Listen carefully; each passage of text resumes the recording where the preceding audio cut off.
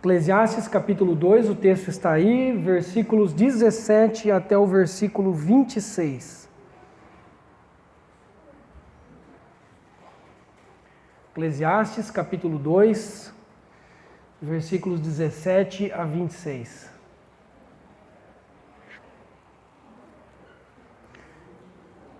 Hoje nós vamos ministrar aí o tema 3, o trabalho debaixo do sol.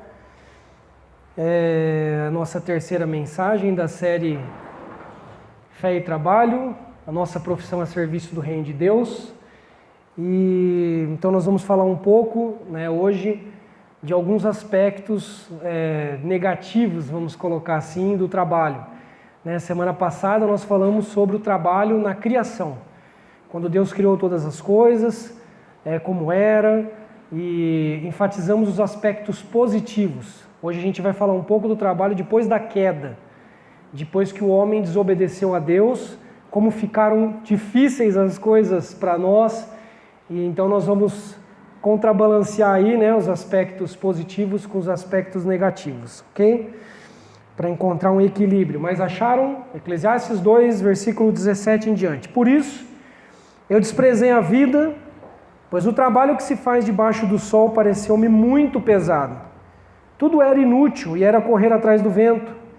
Desprezei todas as coisas pelas quais eu tanto me esforçara debaixo do sol, pois terei que deixá-las para aquele que me suceder. E quem pode dizer se ele será sábio ou tolo? Todavia terá domínio sobre tudo que eu realizei com o meu trabalho e com a minha sabedoria debaixo do sol. Isso também não faz sentido. Cheguei ao ponto de me desesperar por todo o trabalho no qual tanto me esforcei debaixo do sol. Pois um homem pode realizar o seu trabalho com sabedoria, conhecimento e habilidade, mas terá que deixar tudo o que possui como herança para alguém que não se esforçou por aquilo. Isso também é um absurdo e uma grande injustiça. Que proveito tem um homem de todo o esforço e de toda a ansiedade com que trabalha debaixo do sol? Durante toda a sua vida, o seu trabalho é pura dor e tristeza. Mesmo à noite, a sua mente não descansa. Isso também é um absurdo. Para o homem não existe nada melhor do que comer, beber e encontrar prazer em seu trabalho. E vi que isso também vem da mão de Deus. E quem aproveitou melhor as comidas e os prazeres do que eu? Ao homem que o agrada, Deus dá sabedoria, conhecimento e felicidade. Quanto ao pecador, Deus o encarrega de ajuntar e armazenar riquezas para entregá-las a quem o agrada. Isso também é inútil e é correr atrás do vento. Amém?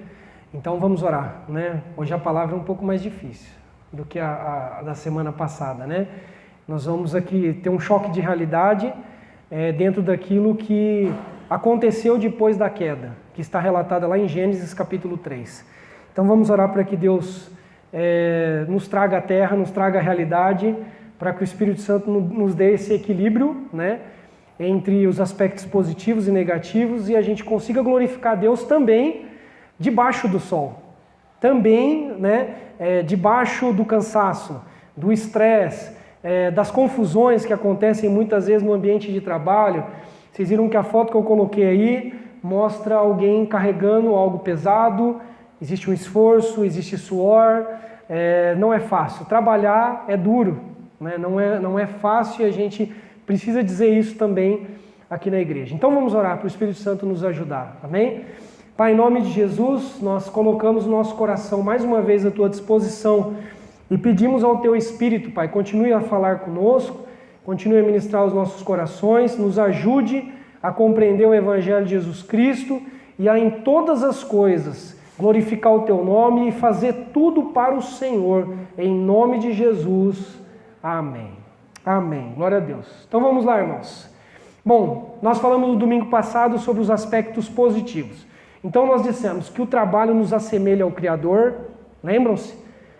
Nos assemelha ao Criador porque Deus trabalha por aqueles que nele esperam. Deus trabalhou 6 dias criando a terra, todas as criaturas. Jesus trabalhou muito quando estava na terra. Então nós temos que trabalhar. Jesus veio para servir, não para ser servido. Vimos tudo isso. Então, trabalhar nos assemelha a Deus. Vimos também que o trabalho nos dá oportunidade, ou dá oportunidade a nós, de colocarmos os nossos talentos em prática.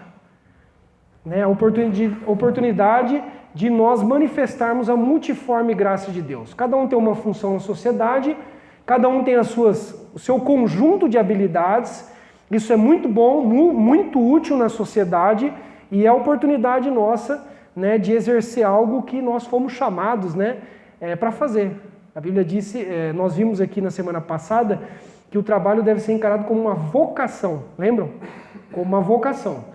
Nós vimos também um outro aspecto, que é o trabalho nos dá a oportunidade de descansar, porque só descansa quem trabalha. Então o descanso, as férias, é uma recompensa, uma herança para quem trabalha. E também o trabalho pode nos dar senso de realização. Como vimos lá na criação, onde Deus faz tudo e vai dizendo, isso é bom, isso ficou bom, isso ficou muito bom. Então é muito gostoso quando nós realizamos um trabalho e as coisas ficam boas e a gente pode chegar no final do dia e dizer, olha, foi um bom dia. Não é que ficou bom o que eu fiz?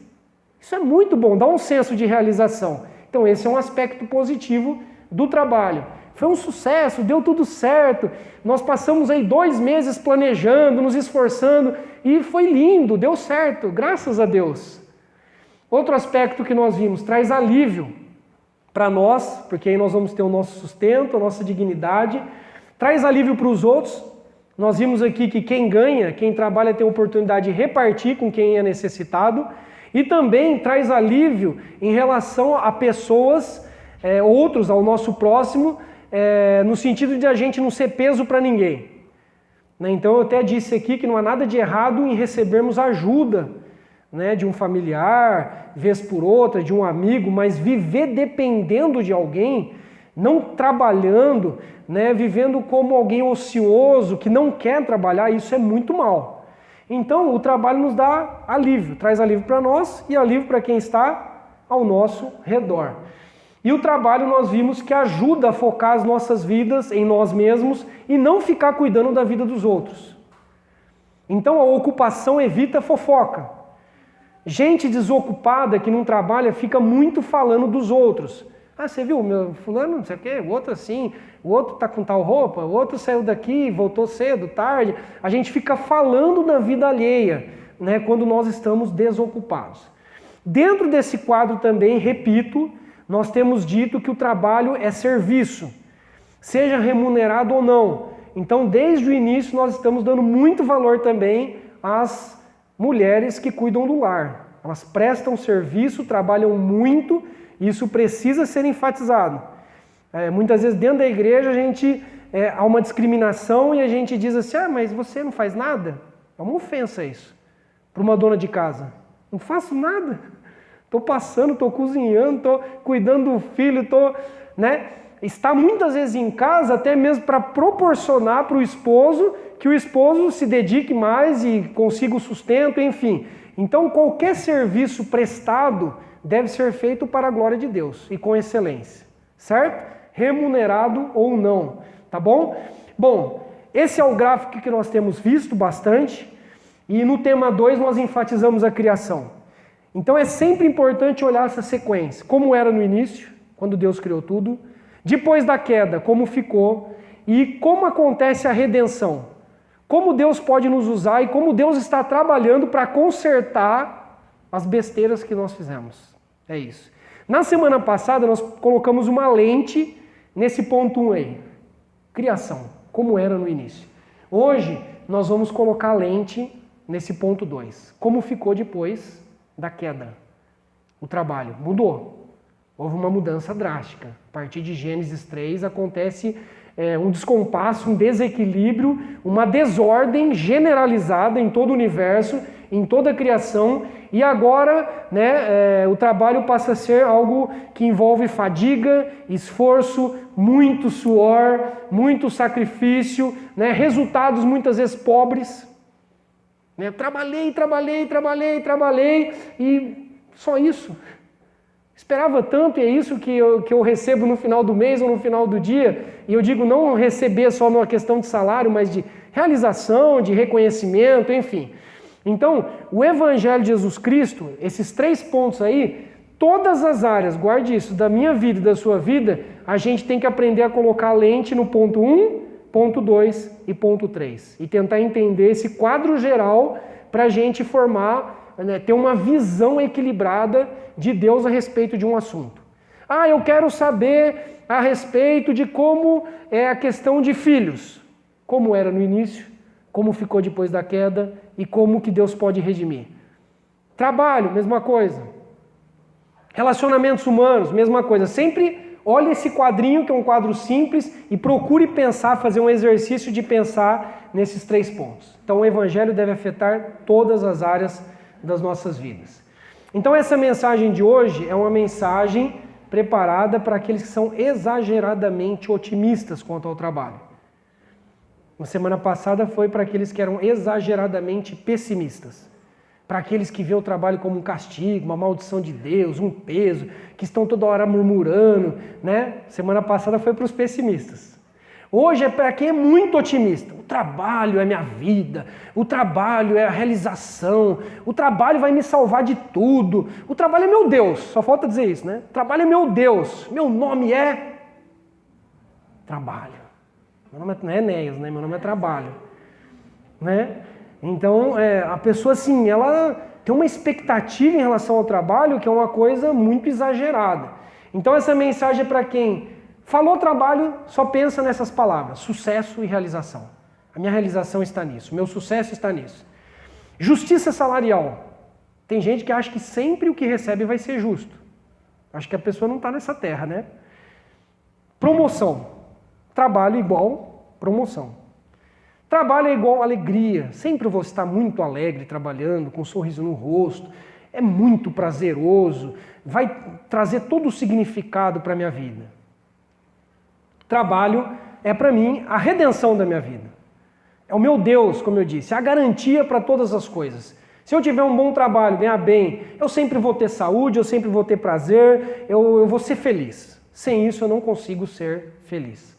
Então nós vamos ver o outro lado da moeda hoje, né? Os aspectos negativos. Bom, a realidade é dura e a gente vai começar a falar de algumas coisas e eu tenho certeza que você vai rapidamente se identificar com o que eu vou falar. Primeiro, o trabalho é o maior produtor de estresse e distanciamento da família. É o maior. Pessoas estão enlouquecendo, escravizadas, se arrebentando, com a saúde moída por causa do trabalho. E pessoas estão perdendo as suas famílias, os seus filhos, porque não há tempo. Eu preciso ganhar o pão, eu preciso correr atrás, E os filhos não têm tempo com o pai, com a mãe, e há um distanciamento, e aí o cara deixou, né? Agora que eu comprei o terreno para deixar para o meu filho, agora que eu comprei um carro para ele, tudo, só que o meu filho não quer nem mais olhar para mim. Ele foi embora. Porque ele sempre quis amor e atenção, ele não queria um terreno, ele não queria uma herança. Né? Então, esse é um aspecto negativo. Né? Trabalho cansa, é duro, como eu disse. O trabalho tem um outro aspecto negativo. Depois da Revolução Industrial, em que começou tudo ser automatizado, máquinas, né? Pessoas fazendo funções mecânicas dentro do serviço, trouxe muito enfado. Muita rotina. Uma coisa que às vezes você se sente uma máquina, um robô que está ali na linha de produção e chega uma hora que você fala, meu Deus, eu só faço isso. É sempre igual, tá chato, tá repetitivo. O trabalho também tem isso. Muitos trabalhos têm isso. Aliás, eu creio que todos. Não tem como fugir da rotina, de ser uma coisa que às vezes é muito chata, né? Muito mecânica, muito igual todo dia. Né? Então isso existe também, um aspecto negativo. Outro, a maioria das pessoas não faz o que gosta, por incrível que pareça. Há uma expectativa nossa de que sempre nós só vamos fazer o que a gente ama fazer. E isso é irreal, ou até surreal. Por quê? Porque muitas vezes eu não vou ter oportunidades de fazer o que eu gosto e a necessidade faz a ocasião ou faz o momento. Tem vezes ou momentos que eu preciso pegar aquele emprego, aquele trabalho, porque eu preciso de dinheiro para me sustentar. Não é exatamente o que eu fiz, a minha formação, o que eu mais amo fazer, mas eu não tenho escolha. Eu preciso aceitar Eu preciso trabalhar para poder me manter e me sustentar. Então nós temos essa também a ilusão de às vezes assim, não, enquanto Deus não me der aquilo que eu coloquei, que eu gosto de fazer, que é a paixão da minha vida, eu não vou aceitar nenhum emprego. Aí eu vou ficar pendurado nos outros, então? Né? Então, um filme bom para vocês assistirem, né? Eu sei que talvez alguns assustem, é o La La Land, que é aquele musical que a gente viu lá, né? Ele mostra a história de dois jovens, não vou contar inteiro, mas basicamente eu vou falar do homem assim, ele queria muito ter um clube de jazz, ele amava jazz, piano e tal, só que o cara não tinha um tostão no bolso. E para ele ter o clube de jazz dele, ele teve que tocar num monte de banda, um monte de coisa. Então ele tem que passar por um monte de situações chatas para ele conseguir dinheiro para ter lá no final o sonho dele, né? E acabou aqui, tá bom? Mas enfim, não é assim? E no começo você percebe isso, há uma crise. Porque o cara não queria trabalhar. É tipo assim, eu quero jazz, eu gosto de jazz e eu não vou aceitar nenhum outro emprego. E tava lá. Né? Sabia que tem jovem que faz isso? O cara tá namorando, tá noivo. Aí o cara fala, não, eu quero ter o meu clube de jazz. Só que você precisa ganhar dinheiro agora. Para você ter a festa, para você ter a casa, para você ter o enxoval. Tem que trabalhar lá na frente, se Deus te der a graça de você ter o teu clube de jazz. Aquilo que é o sonho da tua vida, o que você mais ama fazer, amém. Mas o que você faz no meio tempo? Aí começa aquela coisa, né? Às vezes a mãe da moça ou do moço fala, o rapaz tem emprego fixo? A moça trabalha? Primeira pergunta que o pai e a mãe fala, não, ele está tentando, mas é que ele é sonhador, né? Então, sabe, voltando à terra.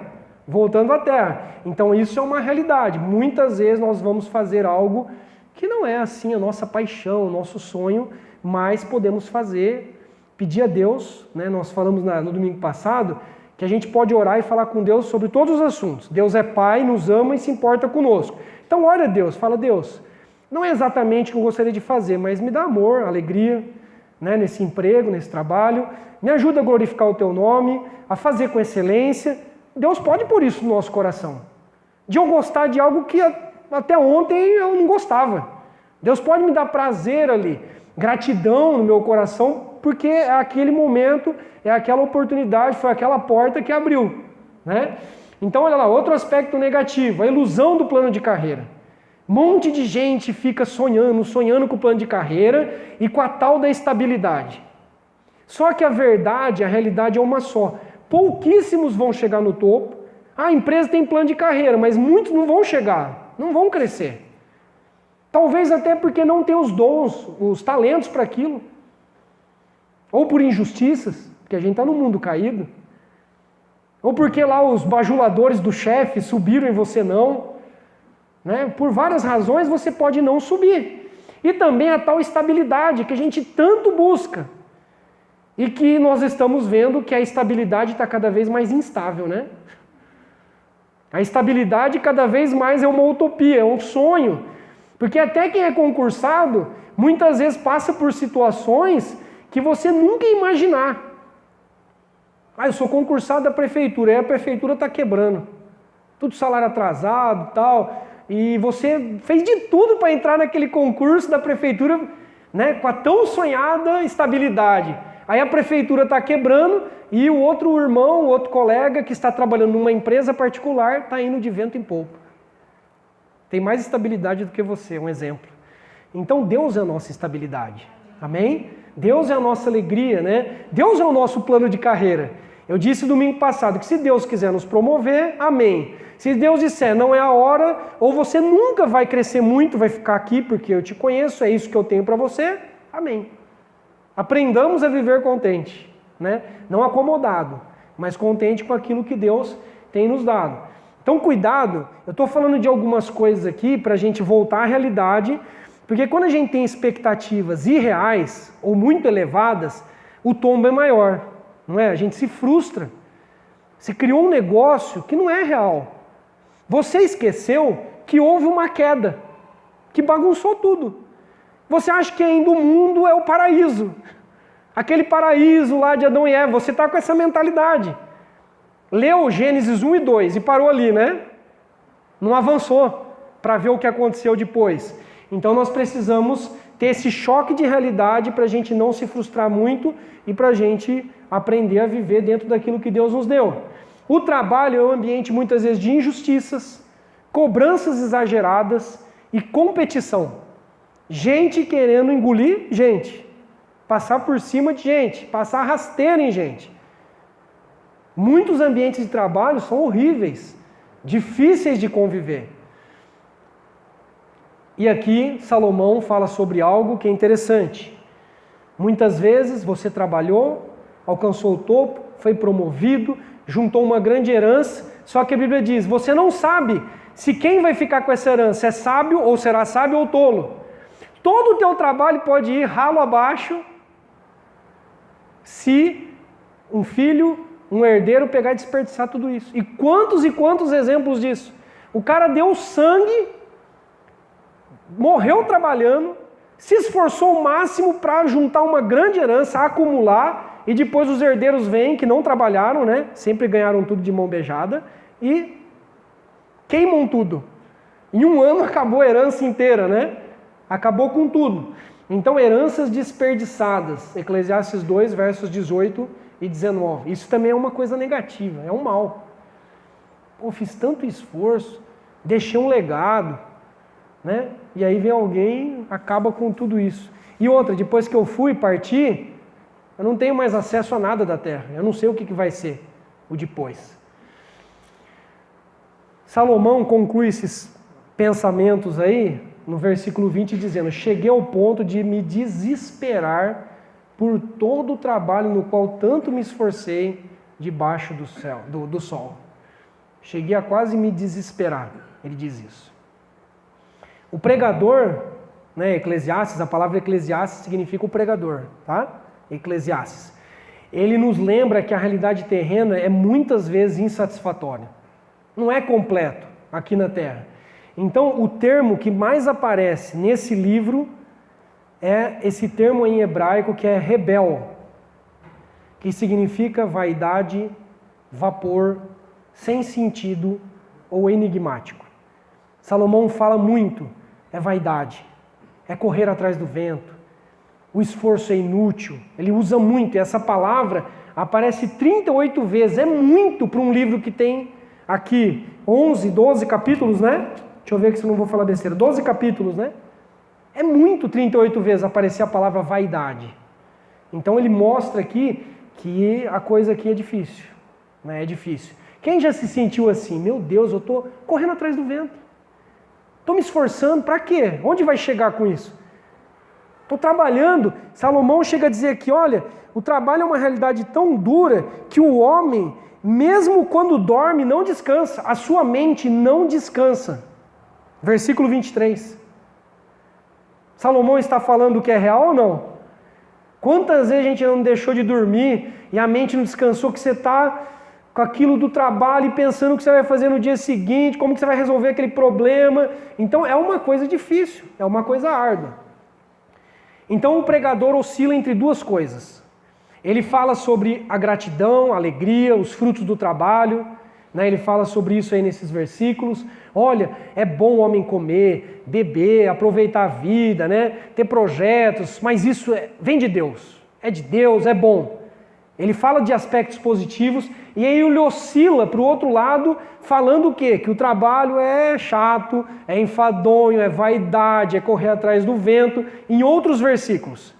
E o que a gente percebe no geral do livro é que o pregador é mais pessimista do que otimista. Alguns até dizem que o livro de Eclesiastes é o livro mais ácido da Bíblia. Mais ácido da Bíblia. Então, me parece que o pregador é bem realista. Bem realista. Né? Nos mostra aí, nos mostrando esses aspectos. E ele é um homem qualificado para dizer a respeito disso. Porque ele teve dinheiro, ele teve prazer, ele teve tudo. E um homem que teve tudo está dizendo o quê? Isso não me completou. Isso foi inútil. Eu construí palácios, eu tive gados, eu tive empregados, eu tive muitas mulheres. Ele vai falando, listando assim, eu tive tudo que um homem poderia querer ter. E eu percebo que é vaidade, é correr atrás do vento. Ele fala sobre isso.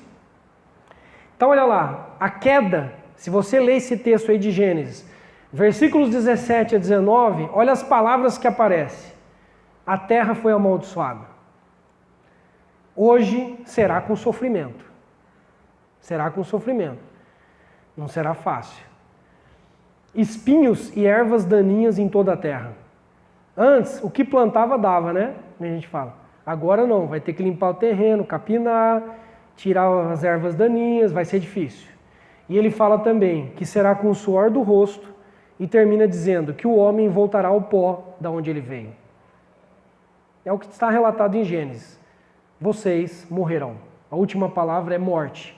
Por terem me desobedecido, né, a uma ordem, o final da linha é morte. Além de todas essas questões que já são ruins, né, vem a questão no final da separação do homem de Deus, e que no domingo que vem a gente vai falar um pouco de como Deus também resolveu, né, essa questão redimindo a humanidade e trabalhando continuamente para redimir toda a criação caída. Um historiador da Unicamp, também filósofo, chamado Leandro Carnal, disse o seguinte, eu achei interessante o termo que ele usou: o trabalho é o único suicídio ético do mundo. Do que ele está dizendo?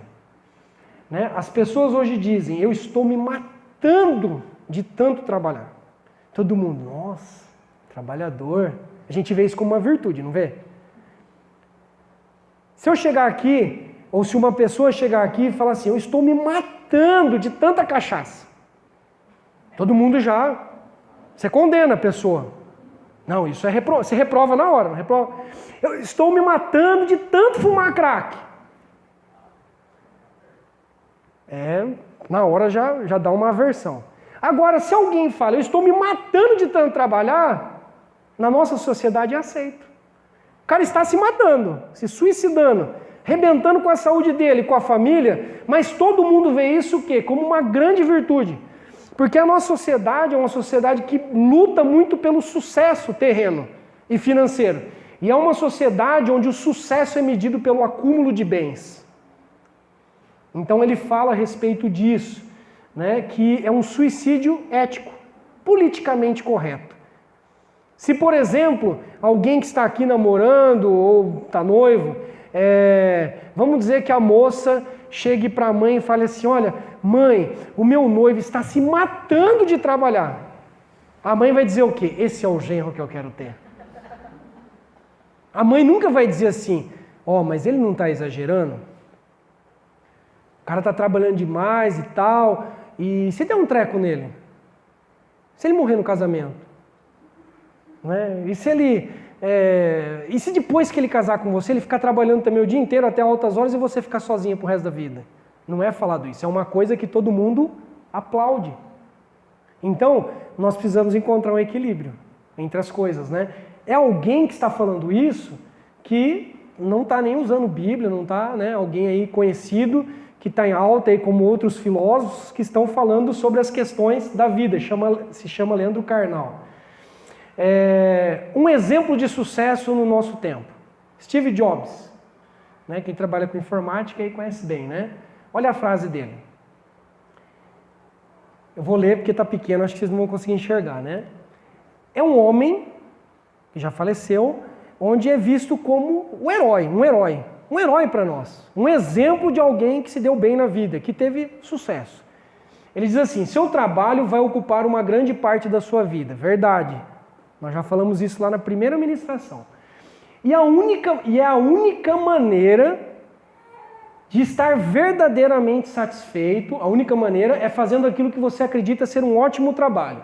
Aí ele continua, e a única maneira de fazer um ótimo trabalho é fazendo o que você ama fazer. Se você ainda não encontrou, continue procurando. Uma frase bonita. Interessante, não é? Mas preste atenção, compare com a palavra de Deus. Compare com tudo que a gente tem ouvido aqui. Ele é cofundador, presidente, foi, né? E diretor executivo da Apple. revolucionou a informática. Tudo que a gente tem hoje de celular, do melhor, né? Esse homem foi um gênio. Trabalhava muito, muito. E ele viveu 56 anos. Morreu com câncer pancreático. Que aí eu não vou entrar em méritos o porquê disso, porque eu não sou Deus, tá? Mas ele morreu com 56 anos de idade. Também não sei para quem ficou a fortuna dele, todo o legado dele, enfim. Se quem veio depois dele é sábio, se é tolo, o que vai fazer, para quem que ele repartiu, enfim. Agora, preste atenção. Será que a única maneira de eu estar verdadeiramente satisfeito é encontrar um trabalho que eu gosto? E se eu estiver trabalhando, como eu disse, em alguma coisa que não é a paixão da minha vida hoje? Eu serei um infeliz? E se eu trabalhar minha vida inteira em um lugar, em uma profissão, que não é exatamente aquilo para o qual eu me preparei, eu estudei, e aí eu vou ser infeliz a vida inteira? Como funciona isso? Eu posso procurar, sim, eu concordo com ele, procurar algo que eu gosto, até eu encontrar, mas e se eu não encontrar? Quem me garante que eu vou encontrar? Quem me garante? E quem me garante que quando eu encontrar aquele trabalho, que é o trabalho dos meus sonhos, isso vai me completar e me satisfazer completamente? A palavra de Deus diz: ao homem que o agrada, Deus dá sabedoria, conhecimento e felicidade. A nossa felicidade, sabedoria e conhecimento vem de Deus, de agradar a Deus.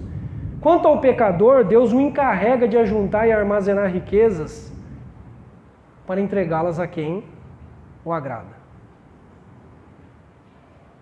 Então, o nosso foco é Deus, sempre. Se puder trabalhar num lugar que eu gosto muito, amém. Se eu puder ser muito bem remunerado, se estiver feliz, se tiver oportunidades, Deus me deu, amém. Mas cuidado, para não fazer do trabalho a única razão da sua vida. Para não fazer do trabalho o motivo da sua felicidade. Fazer a razão da sua vida, o seu Deus. Nós falamos aqui também que todo ídolo, e o trabalho pode se tornar um ídolo, um Deus, todo ídolo exige sacrifícios. Se o trabalho for o teu ídolo, você vai ter que sacrificar alguma coisa para ele. Muitas coisas. Talvez a tua própria vida. Tua saúde, tua família. Então nós precisamos trabalhar. Não estou aqui pregando contra trabalhar muito ou a excelência no trabalho, mas cuidado onde está o seu foco. Cuidado. Nós temos que glorificar a Deus em todos os aspectos, em todas as situações. Em todas as situações que Deus nos permite, nós vamos entrar ali e falar amém. Hoje é a oportunidade que eu tenho? Amém. Então eu vou servir a Deus com alegria, e fazer o meu melhor. Um exemplo daquilo que é errado no coração humano, Torre de Babel, Gênesis 11, 1 a 9. Nós vemos o quê? O ser humano querendo ser autônomo, independente de Deus. Olha, nós vamos nos esforçar e construir uma torre que chegue até os céus. E qual que era a intenção deles? Glorificar a Deus? Não. A intenção deles é que o nome deles fosse conhecido. Tudo o que nós fazemos, nós temos que fazer essa pergunta. O meu trabalho está glorificando a Deus ou eu estou fazendo para o meu próprio nome? Eu estou fazendo na dependência de Deus, confiando em Deus, ou tudo é feito na minha força, no meu esforço, na minha autonomia? Vemos também aí, que o homem tem sonhos, aspirações, utopia, de o quê? De buscar identidade no trabalho, em grandes projetos, em grandes construções. Então, olha, nós seremos conhecidos. A nossa identidade vai ser firmada numa torre. Nossa identidade não é firmada numa torre, é firmada em Jesus Cristo, que é a pedra viva e a pedra angular que nos sustenta, que é o alicerce da nossa casa. Cuidado para você não buscar a sua identidade no trabalho. Olha, eu só serei reconhecido, eu só serei alguém importante, respeitado, se eu tiver aquele trabalho. Não, eu sou filho de Deus, independente da área que eu trabalhe. Minha identidade está em Cristo. E também pessoas que querem um reconhecimento sem Deus, a parte de Deus. Qual foi o resultado de toda essa torre, de todo esse investimento, de todo esse trabalho? Fracasso. Fracasso. Então, que a gente, inspirado por todas essas histórias bíblicas, que nós possamos continuar firmados e centrados na pessoa de Deus, né? Agradecidos por aquilo que Deus tem nos dado, mas sempre com os olhos fixos nele. Amém? Então, depois da queda, o que a gente precisa saber e entender? O trabalho debaixo do sol. Quando ele fala, né, debaixo do sol, terra. Trabalho debaixo do sol, sem referência ao Senhor, deixando Deus de lado, traz alegrias passageiras. Salomão experimentou isso, muitos prazeres, muitas alegrias, mas o final é desesperador. É o que eu estou chamando aqui de vaidade condenada. É uma vaidade condenada. Resultado no final, desesperador. Quem ama o dinheiro jamais terá o suficiente. Quem ama as riquezas jamais ficará satisfeito com os seus rendimentos. Isso também não faz sentido. E são muitos os que têm sido fisgados hoje por esse Deus com letra minúscula chamado dinheiro. E quanto mais a pessoa ama o dinheiro, mais ela fica insatisfeita e mais ela quer e mais ela quer. O trabalho tem as suas alegrias e recompensas, é verdade, né? Tem a sua satisfação, as coisas boas, mas a realidade é que muitos serão os dias de cansaço, de estresse e de resultados aquém ou inferiores aos esperados. É triste, mas nós vamos muitas vezes trabalhar muito e, como diz o professor Raimundo, e o salário, ou os resultados, depois da queda é assim. Porque muito foi o esforço para limpar a terra, para tirar os espinhos, as ervas daninhas. Quando eu fui ver, sobrou pouco tempo para realmente eu produzir aquilo que eu poderia produzir. Então, um conselho para todos nós. Quando os dias forem bons, várias vezes eu já citei esse versículo aqui na igreja, né? Aproveite-os bem. Coma, beba, se alegre no Senhor, agradeça a Deus, né? Fale, Senhor, muito obrigado. Mas quando os dias forem ruins, e eles serão muitos, Salomão fala sobre isso, considere que Deus fez os dois, tanto um quanto o outro, para evitar que o homem descubra alguma coisa sobre o seu futuro. E não descobrindo nada sobre o nosso futuro, a gente continua dependente de Deus e nós continuamos temendo a Deus. Né? Olha como Deus é sábio na maneira dele de lidar conosco. Ninguém sabe se amanhã nós teremos ou não emprego. Se nós vamos ser promovidos ou rebaixados. Ninguém sabe aqui. Ninguém sabe se amanhã o dia vai ser bom ou ruim. Se vai ser um dia de alegria ou de tristeza, nós não sabemos. Por isso a gente continua humildezinhos da Silva, dizendo, Deus, eu dependo de Ti, abençoa o meu dia, vá comigo, me ajude a ser bênção no meu trabalho. Muito obrigado porque eu tenho hoje um trabalho, né? Ou estou servindo aqui. Ou agradeça a Deus por estar desempregado hoje.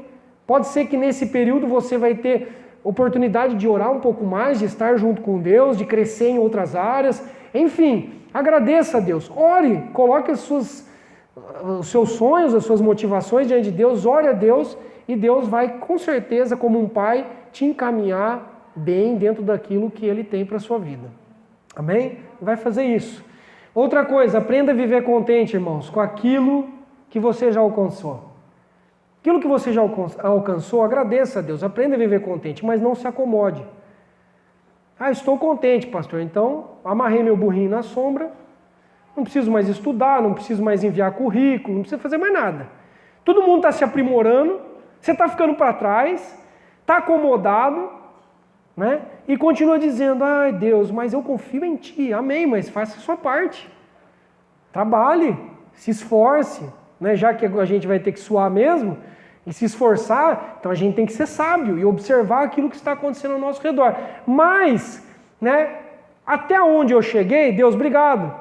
O apóstolo Paulo fala isso, eu aprendi, Filipenses 4, do 10 ao 13, eu aprendi a viver contente em toda e qualquer situação. Eu sei ter fartura e sei passar necessidade. E ele vai dizendo sobre várias situações e termina dizendo, tudo posso naquele que me fortalece. Tudo posso. Então aprenda a viver contente. Um aspecto muito ruim é o que? A nossa murmuração. Toda hora reclamando da nossa sorte, né? Das injustiças, das dificuldades, só olhando o lado negativo. E nunca há um contentamento, nunca há uma palavra assim, Deus, muito obrigado. É onde eu estou hoje. né? Tem gente, muitas pessoas que gostariam de estar onde eu estou hoje. Obrigado, me ajude a não me acomodar, mas obrigado, porque hoje eu tenho, né, o meu trabalho, um serviço a fazer, não estou ocioso, e isso é bênção de Deus, é presente de Deus, amém? E para a gente terminar, a verdadeira sabedoria que permeia todas as áreas da nossa vida, está o quê? A conclusão do livro de Eclesiastes é essa. Salomão termina dizendo o seguinte, olha, agora que vocês já ouviram tudo, vantagens e desvantagens, aspectos positivos e negativos, é o seguinte, o resumo de tudo, tema a Deus e obedeça os seus mandamentos, porque isso é essencial ao homem. Isso é importante ao homem. Essa é a verdadeira sabedoria.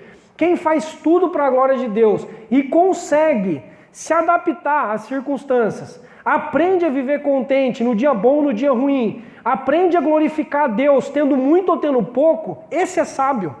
Esse agrada a Deus. Esse verdadeiramente está adquirindo uma riqueza, um tesouro. Isso realmente é integrar fé e trabalho.